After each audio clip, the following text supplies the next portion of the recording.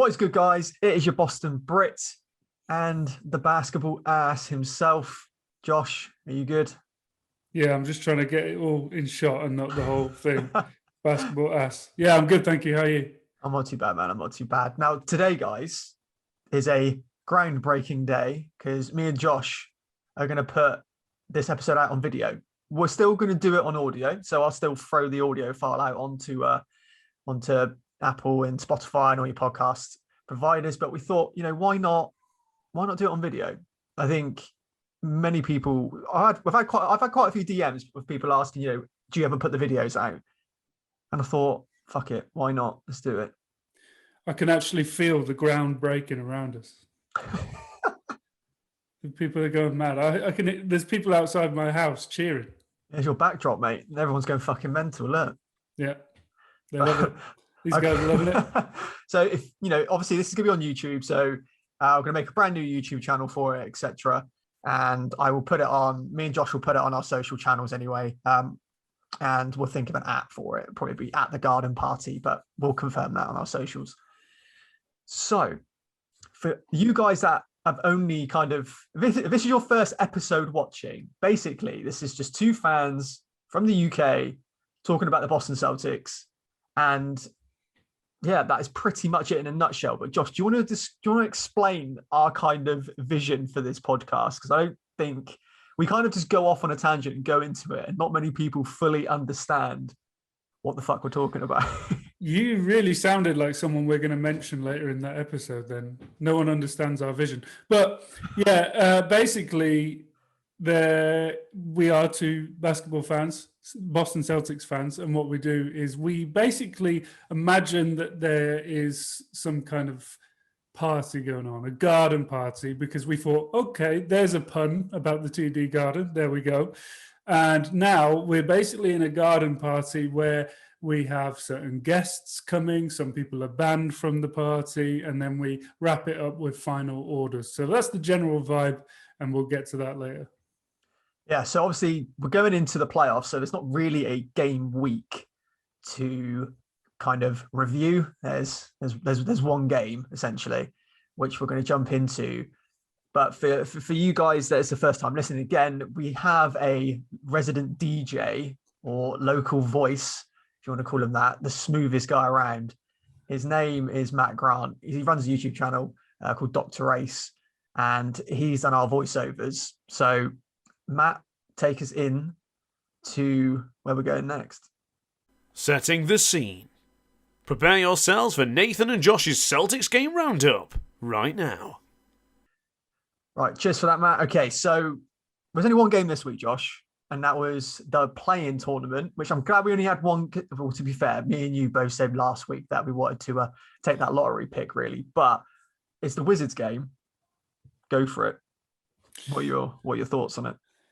I mean, I'll get to what we said last week in a bit, because obviously that has changed. But we played the Washington Wizards in the play-in game, the first play-in game, which meant that we automatically would be seeded against the Brooklyn Nets because they were victorious against the Washington Wizards, 118 to 100. My biggest takeaway, of course, was one of the scoring performances in green. But my immediate thoughts were, what happened to Russell Westbrook?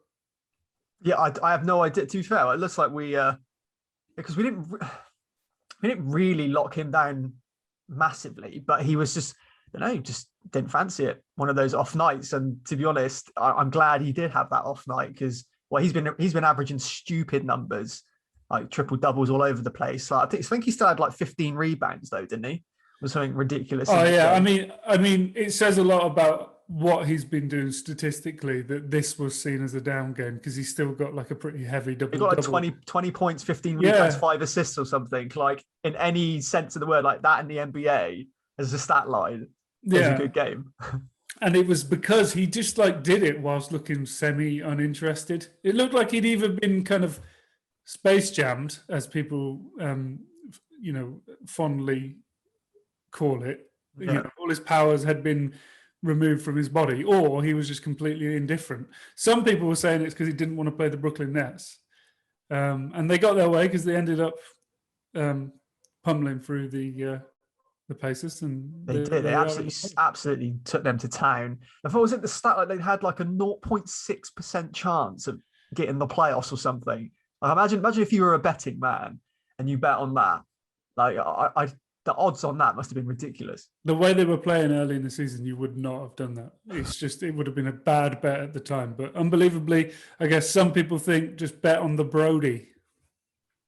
He's a very underrated player in the NBA. Very underrated player. And it's only, where I say underrated, I mean, he doesn't really, it's only now when he's getting his triple doubles like every night, it's when he's getting his recognition. He's kind of one of those players which everyone's like, oh, I don't really want him on my team. No. Like, I can't shoot the three and all this kind of nonsense. But he goes to prove that. No, the weirdest thing is, right, I don't necessarily think it's underrated. Well, I do to a degree, but I think the problem with Westbrook is that he's so unbelievably divisive that people either underrate him or massively overrate him. Yeah. And there seems to be no in between. Like, can't we just... I mean, there seems to be, obviously, as time moves on, there's more of an acceptance of this is a guy who will put monster numbers on, but you don't necessarily want him leading your team, which is why you see him bouncing around the league a lot more in recent years. But he is a monster. There's absolutely no way around it. He's like an absolute beast when he's locked in. Luckily for Boston, in this playing game, that was not one of the games. But there was someone who was locked in. Well, two people. But who do you want to go to first? Well, let's go to another classic Jason Tatum performance. He dropped 58 and 4. He was unstoppable. He's sort of been forced into a corner, hasn't he, to kind of put the team on his back. And in recent games, he's been coming up with the goods in the absence of his partner in crime, Jaylen Brown. And we'll see if that continues. What did you think of the game? Mate, just okay, let's put it this way to the people, okay? In the space of, I think it's like 41 days now, because I posted this graphic like 3 days ago on my Instagram, but in the space of like 41 days, Jason Tatum has dropped 53, 44, 60, and 50-point games. Like that. Do you think your prediction for the guys that haven't, listened to previous episodes, go back and listen, because Josh made a prediction, didn't you? About Tatum going to be leading he's going to be what the top, you said? I said three of the top five. Yeah. I said 3 of the top 5 scoring performance in Celtics regular season history is what I said, I believe. And then I doubled down on that on Twitter a couple of days later, saying he will make up for over half of the overall Celtics single game scoring list. It's a bold strategy, Cotton. Let's see if it pays off for him. And I actually think that is not even like an ambitious. It's not even a hot take anymore, mate. No. But the incredible thing regarding that is that this specific game where he did drop 50, that's like it was almost like a pirate game. It's like in the NBA's version of international waters. Statistically, it like doesn't count as a regular season game. It doesn't count as a playoffs game. Complete kind of rogue no man's land. But I would say that we can now celebrate the fact that Tatum is officially the leading scorer in play-in history, and we should enjoy that moment. Definitely. And he's going into form, going into the playoffs. So he's going to have to carry us a fair chunk. But we're going to talk about our other main man coming into a bit of form, and that is Kemba Walker. Now, talk to me a bit about Kemba. I mean, I'm happy that he's, his performances are stepping up. You can see like he's more confident, more assertive, more aggressive on the court. He's, taking better shots. His movement's a lot better from where he was at the start of the season as well. And I'm very excited to see Kemba going to the playoffs. And hopefully, he can fill that small void that we have without Jaylen Brown, in the sense of just, that kind of level of performance which Jaylen's been given all season. Talk to me a little bit about Kemba. So the reputation of Brad Stevens has taken a bit of a battering this year. Yeah, I don't like that. People have gone up and down on him, some rightfully so, and some of it's just been so beyond his control that, it's the team has literally never been fully healthy all year. But Kemba Walker's form rounding out at this time of the year seems extremely ideal for the Brad Stevens vision of his health this year and the load management, the lack of back-to-backs. Well, hopefully the plan's going to play out, I think, hopefully. Well, we'll see. I mean, Kemba dropped 29-7 against the Wizards. He came up big when it mattered and has done in recent games. And we'll see if that kind of load management, waiting for that moment, does pay off. But it'll be interesting to see because he's got one hell of a challenge ahead of him. He has. And just to touch on it with the whole Brad Stevens thing, it's the same with any coach. No matter what sport you're in, there's only so much that a coach or a manager or whatever can do for a team. They have a game plan. And I'm not being funny. Brad Stevens has taken some shocking Celtics teams to, some great playoff runs. So, you got to give him credit. So we know he's a very, very smart coach. He is a great coach. And if the guy, if your players aren't performing, if your players aren't doing the business, no matter what you do as a coach, you can't do fuck all. Like, you just can't. No, it's just not. It's just something which it's wild. The amount of people I see on Twitter and Instagram just going at Brad saying, fire him. I was like, well, who are you going to replace him with? Yeah. Like, get in the bin. Like, it's relative to expectation, isn't it? Like you said, when he was making Jordan Crawford Player of the Week in 2013 or whatever, that was like, oh my God, this guy's a genius. Look at the way he's able to foster this talent that he basically doesn't have any talent at his disposal. And he's able to maximize the return. Like, he's incredible at that. And what most people see his next challenge as is actually getting the team to compete. But, he's taken this incredibly young team to 3 Eastern Conference finals. So, I mean, that's literally one step away from the finals. And then you're literally at the top of the pyramid. The next step is the title. So he's got incredibly close so far. So not having any faith in him at this point does seem a bit wild. But I do stand by my take about 5 episodes previous that I wish he would shout at people more. It's too nice. But then, to be fair, we don't know what he's like in the locker room. No, we don't. He could be, all fairy dust on the outside, and then in the locker room, he could be shouting at people. But I highly doubt that, to be honest. Yeah. He's just like that big cuddly. Well, he's not big, is he? He's like that. Just a little cuddly. That funkle that you like, that fun uncle that you always meet at a wedding. You're just like, oh yeah, I can't wait to see him. He's going to get me loads of shots and beers and stuff. And my parents aren't going to know shit until I'm absolutely off my nut. I completely forgot what a funkle was then. And I honestly, when you said that, I was like, don't take it down a weird path. Because I thought it was like a MILF or a DILF or something. Oh, mate, what the hell? Where are we going? What's going on there? I don't know. Let's move on. To be fair, we've got a little bit deeper into the pod episode this time before it got weird. Last time it was talking about your bloody bum or something like that, wasn't it? Something ridiculous. My bloody bum. Let's move on. Right.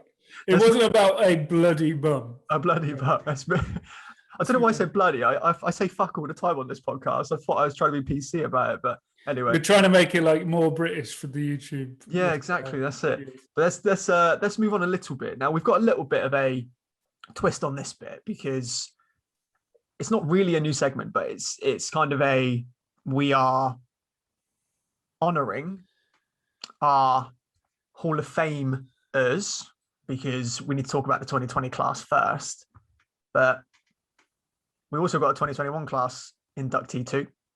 But let's talk. First off, massive congratulations to KG. After watching his speech, and to be fair, that whole ceremony was it was amazing. Rest in peace, Kobe Bryant. Vanessa Bryant did very, very well on that. I thought it was for her to hold herself in such probably one of the most emotional speeches she's probably going to make other than at Kobe's funeral. She did very, very well. But let's talk a little bit about KG. And I know we've got a special video. Now for you guys, again, if you're watching first on YouTube, me and Josh like to do a fun video part way through an episode, whether it's, say if Tatum's had a good game, we'll do a highlight video over some. And if you haven't seen the latest ones, go over to our Twitters and Instagram accounts, and you'll see Jason Tatum's 60-point game to I'm Like a Bird from Nelly Furtado. That was our last one. But this time we've got a KG one. Now, Josh, you always pick the song and always do the edit. So what song are we going with for KG? So, I mean, usually I'll go for something quite silly. For example, when Danilo Gallinari destroyed the Celtics, we went for That's Amore. And we did Je T'aime, I believe. Oh, no, we did Bonnie and Clyde for Evan Fournier dropping threes. So we usually have some kind of theme like that. The theme this time is just that Kevin Garnett is a Celtics legend. So I wanted to use a song with legend in it, and I wanted to use an epic song. So I went for the song Bygone by Volcano Choir, because he's a legend. Yeah, and to be fair, I didn't know what this song was until Josh played it for me. So actually a pretty good song. So Josh, we're going to have to use one of your songs at some point. Not many people know this about you, but I know you're a little musician yourself. So we're going to have little musician. Because you're 5'5", aren't you? But we thought, I think at the end of the season, for the end of the season awards that me and Josh are going to do, we're going to have to use we're going to have to use your song. We're going to have to do it. Fair enough. That's the theme tune. That's the theme tune. We're going to have to do it. But anyway, right now we're going to do KG to, what was the song? Volcano Choir's Bygone. Let's go for it. He's a legend. I'm a legend. And we both go tripping through the door. And Davis has now got the point guard. And Gordon with the steal. Kevin Garnett with the steal. And why are you so constantly? Are we going on a cold ride? Where we're all definitely stumbling. Tossing off your compliments while sexing on your partner. Anything's possible. Anything's possible!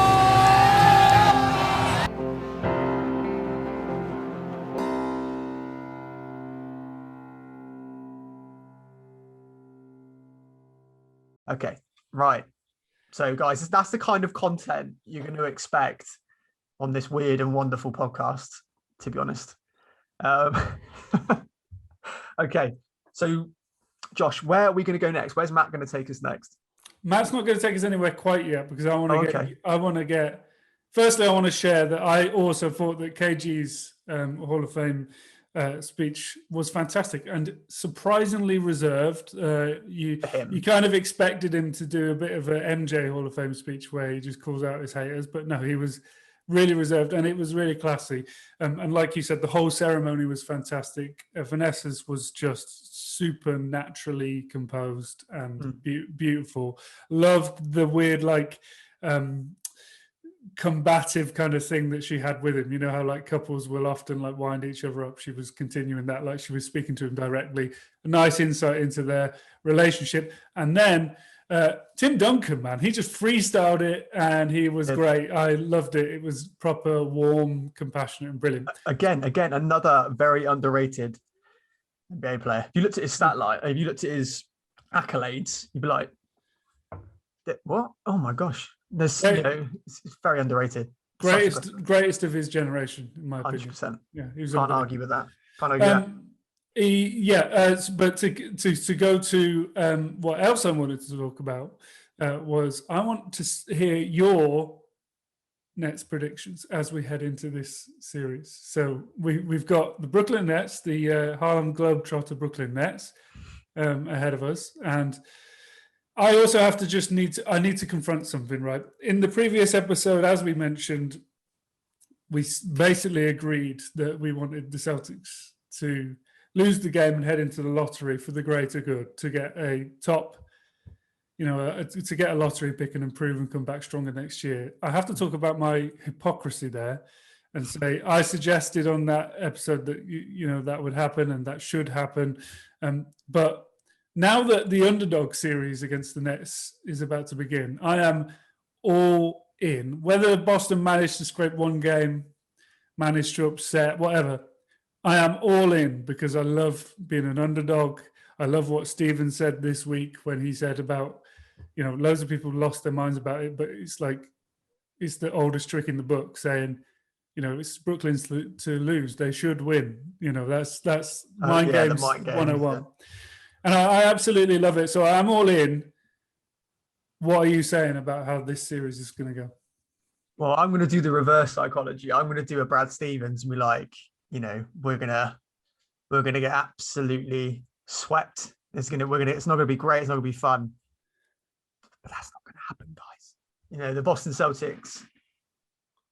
I don't know. The thing is, right, we've lost every regular season game against them this season, haven't we?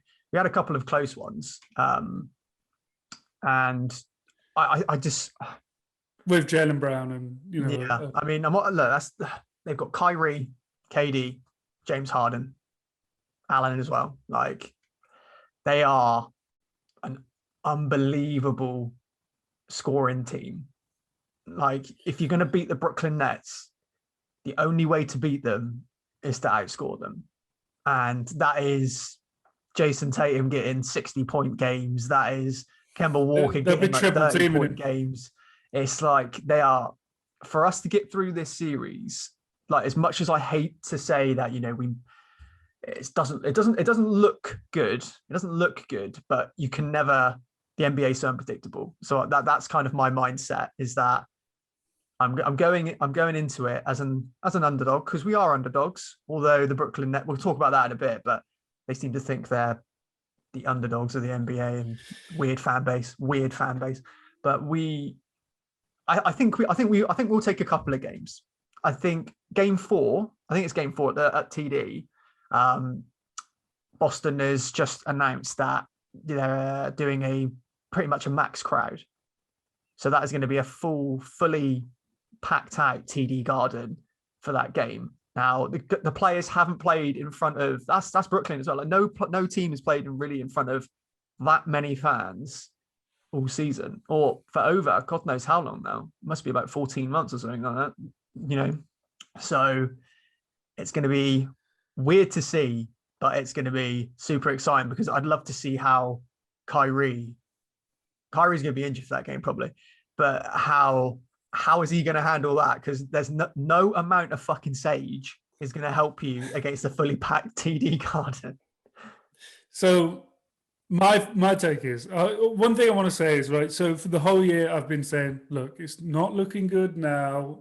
The roster formation isn't perfect, but once the rotations shrink in the postseason and all that matters is the core of the team, the Boston will be in a good position. That obviously was considering when Jaylen Brown was available. Jaylen Brown is a top-level young player in this league. Mm-hmm.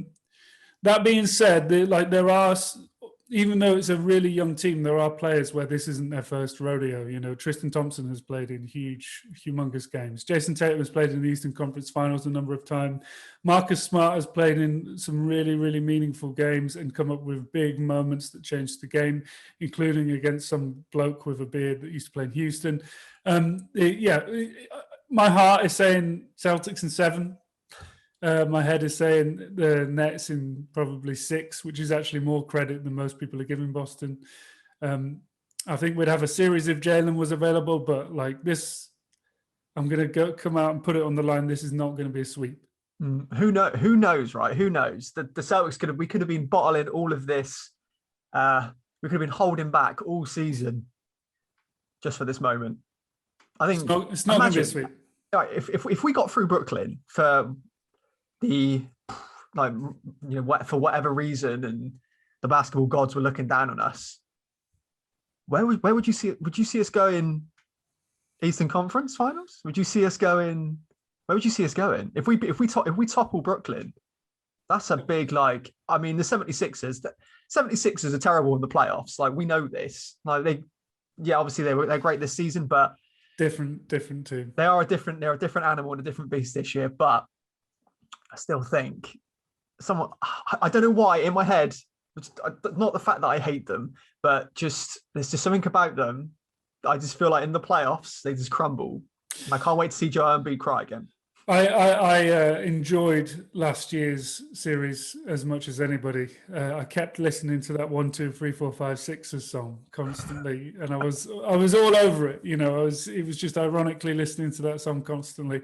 They are a different team. I'd actually back Boston considerably more to take some games from Brooklyn than I would the Sixers this year, just because of the balance of defense and offense, and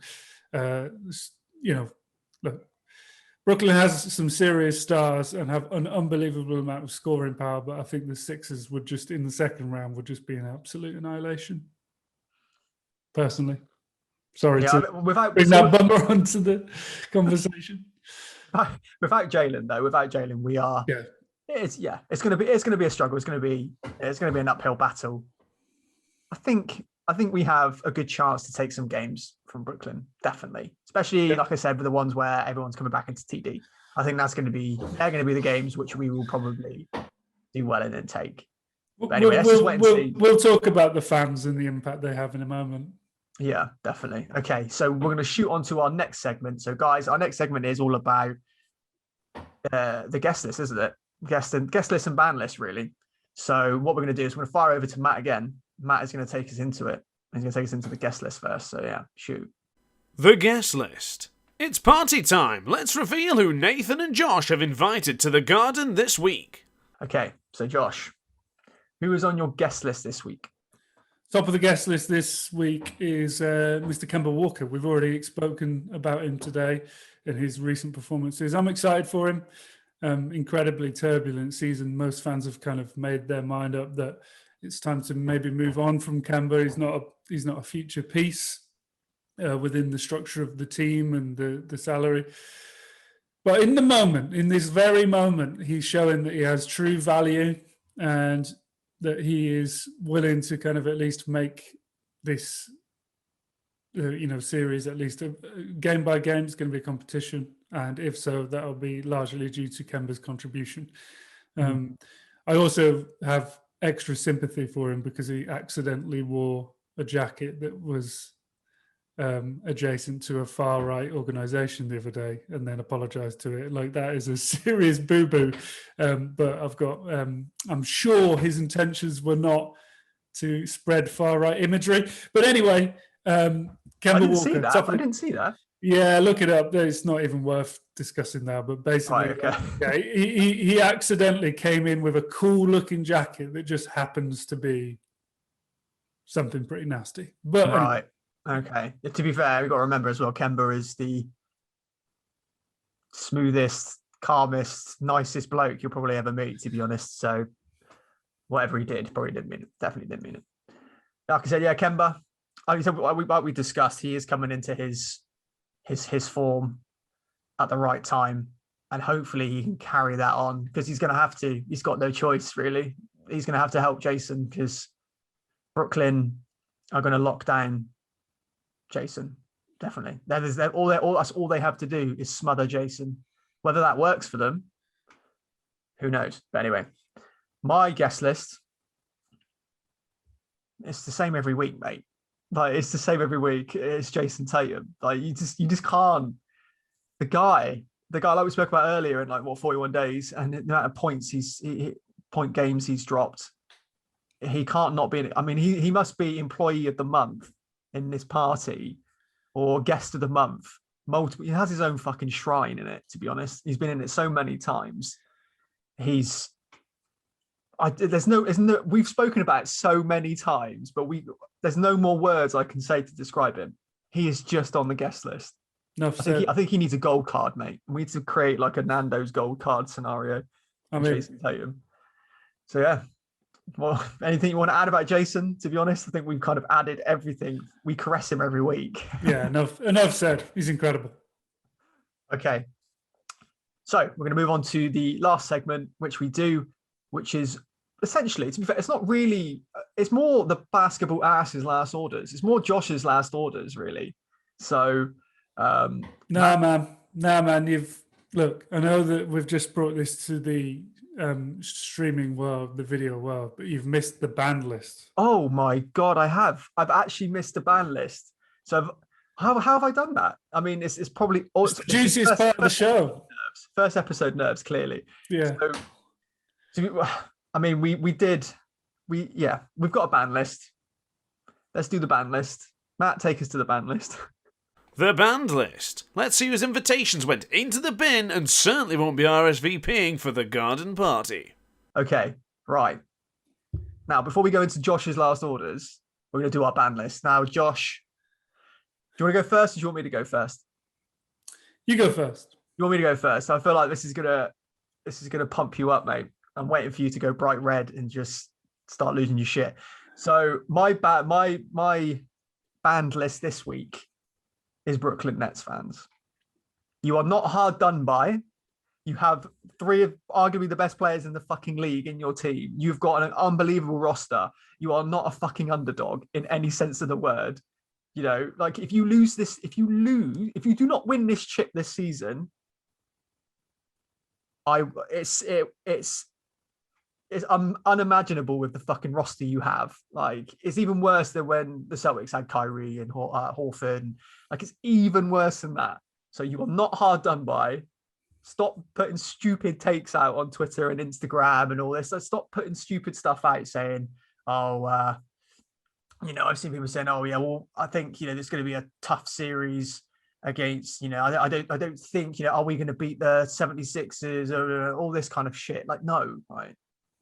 Your fucking roster is a championship winning team. And if you don't win, it's a failure. Now, Josh. I feel like there has been a bit of a identity crisis with Brooklyn fans where this year they've been desperate, absolutely desperate to be not quite underdogs, but to feel as though that people are counting them out. Let me speak on behalf of the rest of the basketball world, if I may.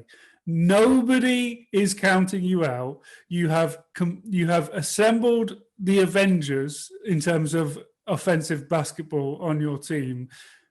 You are expected to win, and if you don't, like Nathan said, it will be seen as it'll be seen as a failure, because you have gone from a team that is the plucky underdogs that are rebuilding from basically nothing. And you know what? Sean Marks, respect to getting to this point, because he did that with an empty barrel and it was incredible and it was great to watch. But that changed when you assembled this team. And you have to move with the times. You are no longer plucky underdogs. No one is counting you out. This whole nobody believes in me thing is a thing of the past. Everyone thinks you should win. You just have to accept you are the bad guys, right? That's just what happens. When you're on top, you're the bad guys. Accept that. But I think that fits perfectly with who is banned on my list, because I think it has a trickle-down effect from the top. The players have an effect on the fan base.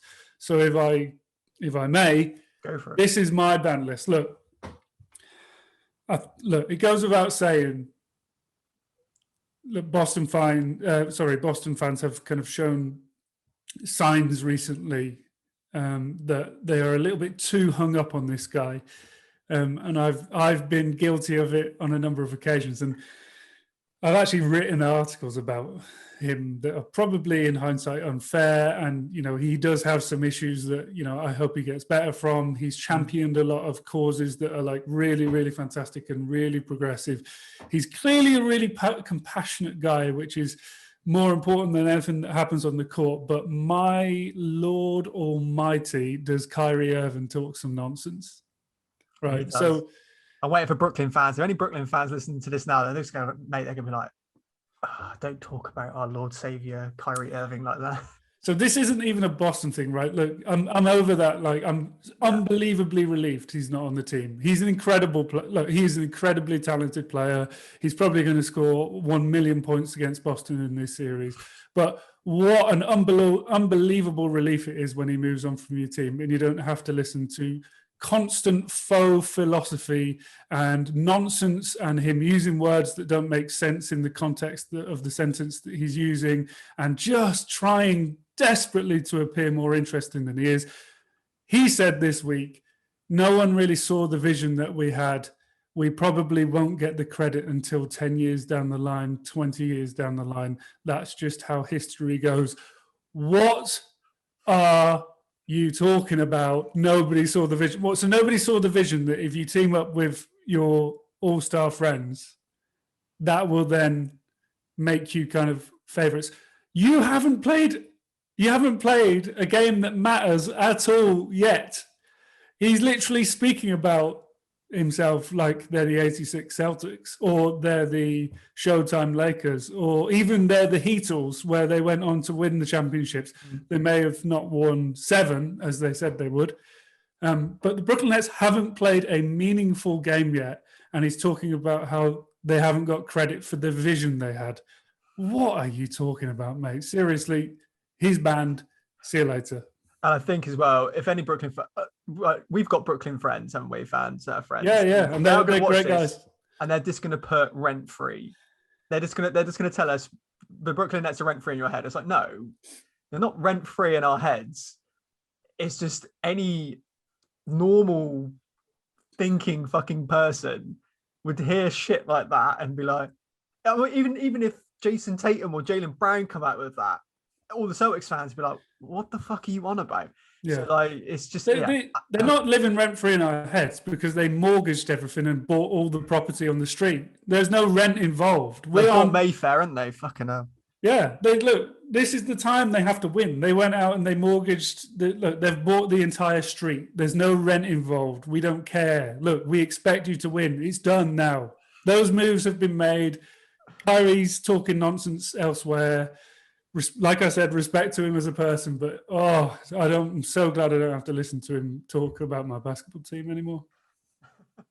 Okay, well, moving on from that lovely little rant, should we move into our last segment, which actually is our last segment now? So, Matt, take us into Josh's last orders.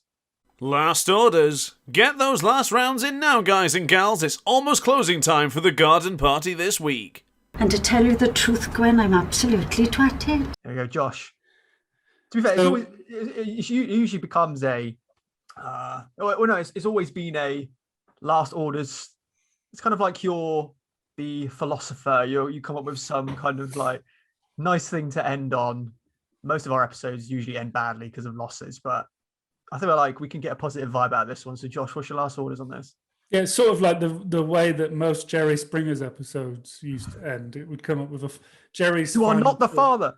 Yeah, not quite as dramatic as that. But I learned a lesson recently. I touched on our hypocrisy and how I wanted the team to go to the lottery. And while getting better over the long term and, building the team to a better position over the summer is really exciting. That's what makes the NBA and a 12-month sport.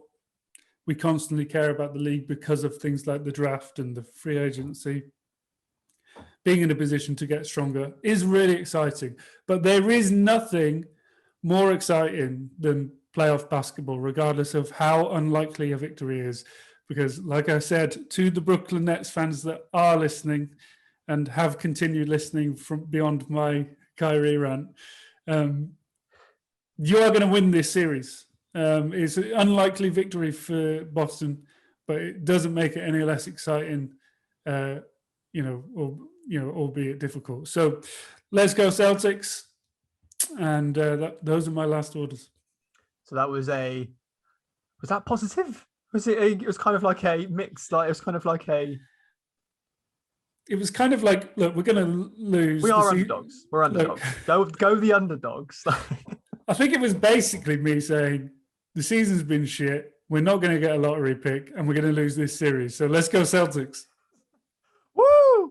Okay, guys. Now, typically it's more positive than that, but it fucking isn't. It hasn't been all season. But anyway, that's it. That is our first episode on video as well. So, like I said, we are going to put it out on our normal audio channels, but we're going to create a dedicated garden party YouTube and just kind of go from there, really. And obviously, if you guys like this kind of video content, if you prefer to look at mine and Josh's ugly faces every week rather than just listening to us, just let us know, because we're more than happy to do video content. I did actually to speak for you as well. Like, you might not think you're ugly, mate, but it's we're just a couple of Celtics fans who, just like talking about Boston Celtics. But anyway, Josh. These guys seem to back me, so. Okay. Okay. Right, let's end it there then, shall we? But guys, cheers. And we'll be back next week. We'll be back next week. Whether it's positive or not, we don't know. So it could be a short episode next week. But remember to like, review, share the pod. Obviously, if you're watching it on YouTube, drop a like, hit the subscribe button, and obviously hit that notification button, and you'll just be notified when me and Josh put something out, really. It's pretty much as deep as it goes. So that is it. That is it for another week of the garden party. Hope you guys enjoyed it. Till next week. Peace. Till next week, and don't forget, come closer. Come closer. The Brooklyn Nets needed to use their star player to subsidize their ticket sales. That one there was a violation. Personally, I wouldn't have it. But that's it, guys. Peace out.